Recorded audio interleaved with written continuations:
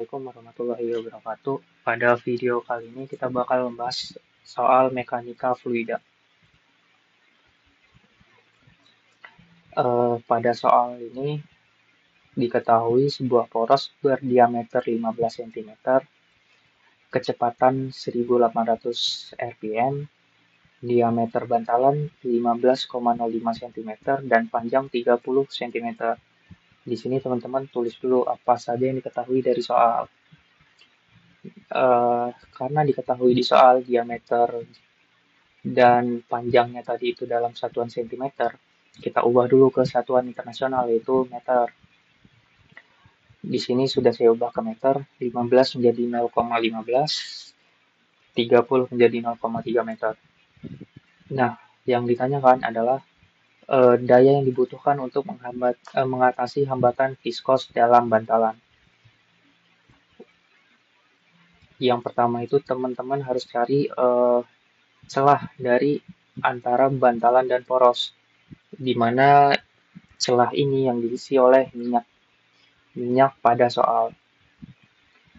Rumusnya itu diameter bantalan dikurang diameter poros dibagi 2. Di sini saya dapatnya 0,0025 meter. Lalu dilanjutkan, teman-teman mencari daya yang dibutuhkan untuk mengatasi hambatan viskos dalam bantalan. Rumusnya itu daya sama dengan 2 dikali V dikali mu dikali omega dikali kecepatan sudut dikali jari-jari dikali panjang dibagi celah dari bantalan dan poros tadi. Di sini V itu seperti yang teman-teman tahu nilainya 3,14 atau 22/7. Mu ini adalah viskositas dari minyak yang diketahui di soal. Kecepatan sudut itu kita ubah dari kecepatan rotation per menit ini. Jadi rumusnya itu kecepatan sudut sama dengan 2 dikali V dikali kecepatan dibagi 60. N ini adalah kecepatan dari porosnya tadi. Lanjut ke jari-jari. Jari-jari ini rumusnya sama seperti biasa, diameter dibagi 2, lalu panjangnya diketahui dari soal. Di sini saya sudah melakukan perhitungan di mana saya dapatnya itu 2024 watt atau kita konversi ke kilowatt dibagi dengan 1000 itu 2,024 kilowatt. Lanjut ke soal kedua. Di gambar ini adalah pipa dengan penstop yang menuju ke turbin air atau di sini skemanya adalah PLTA. Di mana yang diketahui dari soal ini adalah berupa bentuk gambar. Jadi teman-teman harus bisa membaca keterangan dari gambar. Di mana diketahui di sini sudut kemiringan penstop adalah 30 derajat. Sudutnya itu yang di sebelah sini, 30 derajat antara penstop dengan sumbu X di sini, 30 derajat. Lalu di sini adalah pipa, yang di sebelah sini pipa, lalu yang di sebelah sini adalah penstop yang menuju ke turbin airnya. Di sini diketahui pipanya itu diameternya 4 meter, diameter penstopnya 1 meter, dan panjang penstopnya ini adalah 27 meter. Nah, terus ada angka di dalam pipa 2 meter per second. Nah, biasanya di dalam di dalam pipa ini kemungkinan terbesarnya itu ada 2, kecepatan atau debit. Teman-teman lihat dari satuannya ini. Kalau satuannya meter per second, berarti ini adalah kecepatan dari fluida yang ada di dalam pipa. atau dalam hal ini adalah air. Nah, ditulis yang diketahui dari soal, lalu yang ditanyakan adalah koefisien nozzle dan debit pada pipa dan penstop. Yang pertama, teman-teman cari adalah debit dari pipa. Karena yang diketahui adalah kecepatan, maka rumus dari debit adalah luas penampang dikali dengan kecepatan. Di sini saya dapatnya 25,13 meter kubik per second. Lanjut, karena tadi sudah kita dapatkan debit pipa, kita cari debit nozzle.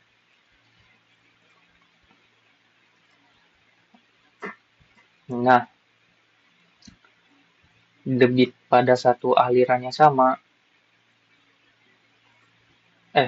jika alirannya sama, maka tanpa ada tambahan aliran lain, maka debitnya itu sama.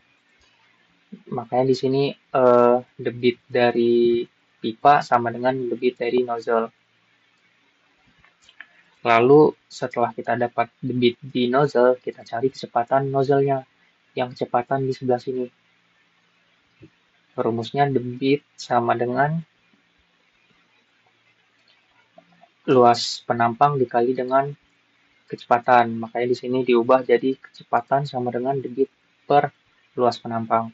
Di sini saya dapatnya 32,32 meter per second.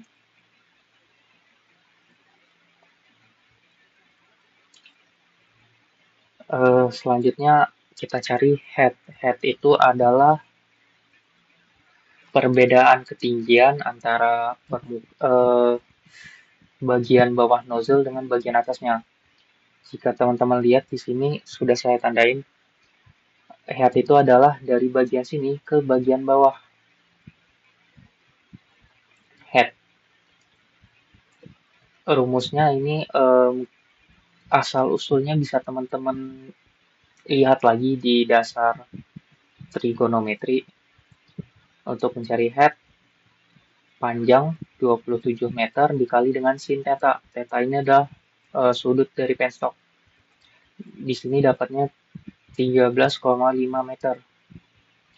Jadi ketinggian dari sini ke atas nozzle-nya ini adalah 13,5 meter. Nah, baru kita bisa cari koefisien nozzle-nya. Rumusnya itu kecepatan aktual dibagi dengan kecepatan teoritis. Untuk kecepatan teoritis, rumusnya itu 2 dikali gravitasi dikali dengan head. Di mana gravitasi itu biasanya kita pakai 9,8 jika tidak diketahui di soal, atau 10, tergantung dengan kesepakatan dengan dosen pengampunya untuk ujiannya, teman-teman.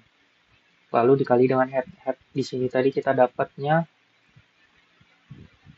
13,5 meter. Untuk hasil dari perhitungan saya adalah 16,27 meter per second. Nah, kecepatan si nozzle tadi dibagi dengan kecepatan teoritis di nozzle, maka didapatkan koefisiennya itu 1,97. Kita lanjut ke nomor 2. Apabila efisiensi turbin itu 80%, berapa daya yang dihasilkan oleh turbin air? Untuk daya turbin dan air itu urutannya kita cari daya air dulu. Daya air itu sama dengan rho, massa jenis air, dikali gravitasi, dikali debit, dikali dengan head. Di mana massa jenis air itu kita tahu 1000, gravitasi 9,8, debit itu kita pakai debit air yang sebelumnya diketahui pada soal yang bagian pertama tadi. Lalu head juga diketahui dari soal yang pertama tadi, soal yang sebelumnya. Di sini saya dapat 3.320 864 watt, atau diubah menjadi megawatt jadi 3,32 megawatt. Lalu untuk daya turbin itu tinggal mengalihkan daya air dikali dengan efisiensinya, di mana efisiensinya di sini adalah 80%, dikali dengan daya air 3,32 watt adalah 2,52 megawatt. Selanjutnya, presentase perubahan energi mekanik turbin menjadi energi listrik pada generator dengan efisiensi 95%. Jadi,